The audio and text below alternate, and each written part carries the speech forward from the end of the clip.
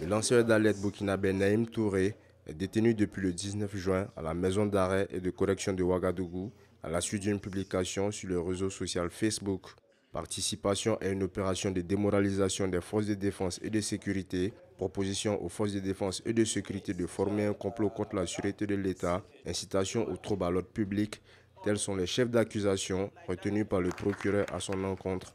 Présent à Ouagadougou dans le cadre du deuxième sommet Afrique TV sur la démocratie numérique, Charles Sanchez, membre du comité scientifique de la plateforme de protection des lanceurs d'alerte en Afrique, livre sa lecture sur l'incarcération de Naïm Touré. Je trouve que c'est une situation malheureuse, effectivement, alors qu'on est au Burkina pour parler justement des activistes africains, qui est quand même une des icônes de l'activisme burkinabé qui soit arrêtée.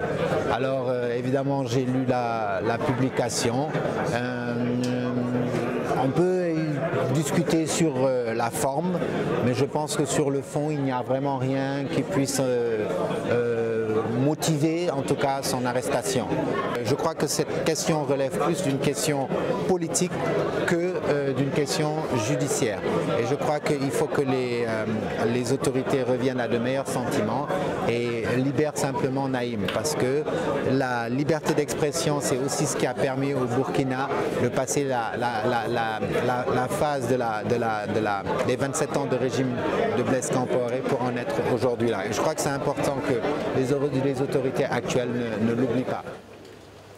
À l'ère du numérique, les activistes et blogueurs sont devenus des informateurs de première main et contribuent ainsi à donner forme à l'opinion publique.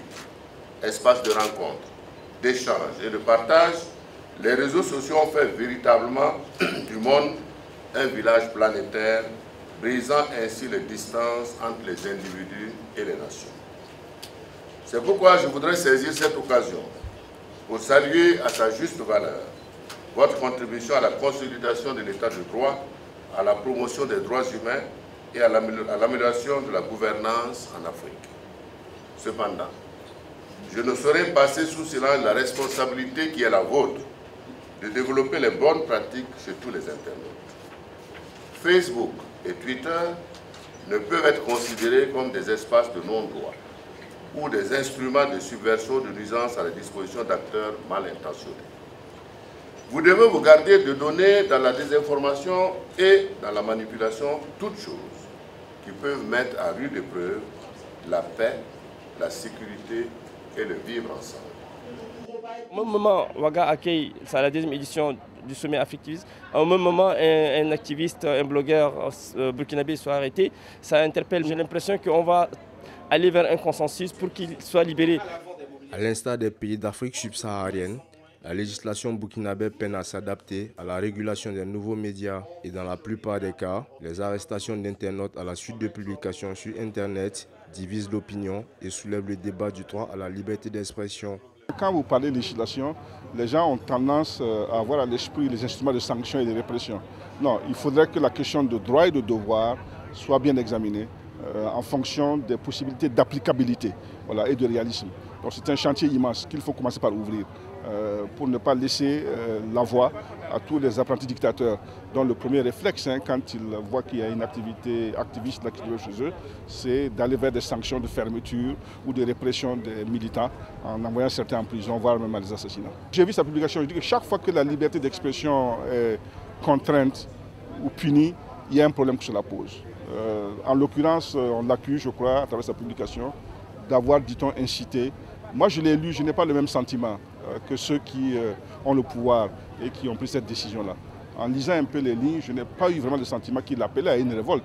C'est vrai qu'il demandait aux forces de défense et de sécurité de ne pas rester les bras ballants face à la tragédie que semblait vivre un de leurs camarades. Mais c'est loin de ce qu'on pourrait appeler un acte de révolte. Et puis, vous savez, il faut aussi que ceux qui sont au pouvoir se disent une chose. Vous pouvez empêcher quelqu'un d'exprimer une idée. Mais si cette idée est dans la tête de beaucoup d'autres gens, elle va y rester. Ce n'est pas parce que vous enfermez un activiste là que ce qu'il aurait dit n'aurait pas été entendu par d'autres. Et dans le sens inverse, ce n'est pas parce qu'il l'a dit que ceux qui l'écoutent vont forcément le suivre. Donc il y a une juste mesure à avoir quelque part là. Et j'espère bien que très rapidement, des mesures de clémence seront prises pour lui permettre de continuer son activité de lanceur d'alerte, qui est quand même important.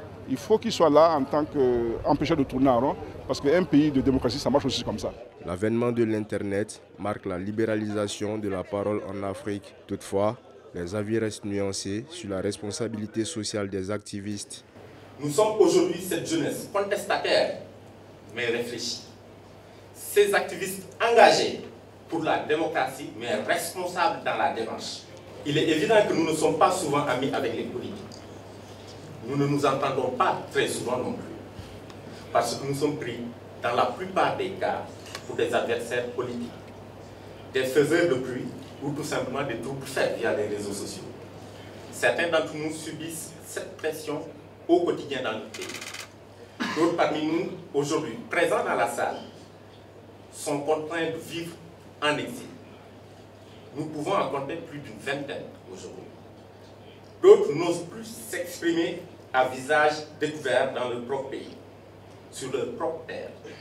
Certains devraient être parmi nous ce matin, mais n'ont pas pu faire le déplacement, car étant interdits de sortir du territoire, et d'autres retrouvés en prison. Cette tribune est pour nous, Monsieur le Président, une occasion pour vous demander, au nom de tous les activistes, d'être notre porte-parole auprès de vos pairs, pour une clémence pour toutes ces personnes, et pour Naïm Touré du Burkina Faso. Il faut plutôt créer une plateforme qui permette un débat sain, une ouverture d'esprit et qui donne aussi l'opportunité aux gens de s'exprimer, mais dans le respect. Pour moi, le cas Naïm est un cas d'école.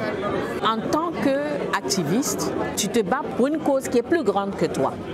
Donc tu ne peux pas te permettre de donner le fouet à ton adversaire pour l'utiliser contre toi. En tant qu'activiste, quand tu publies quelque chose, il faut que tu te dises, tu n'es plus toi. Tu es un peuple. Tu es le changement. Tu es l'impact. Et donc tout ce que tu dis peut être un couteau pour bien trancher ou mal trancher. Et tu es quelqu'un de crédible.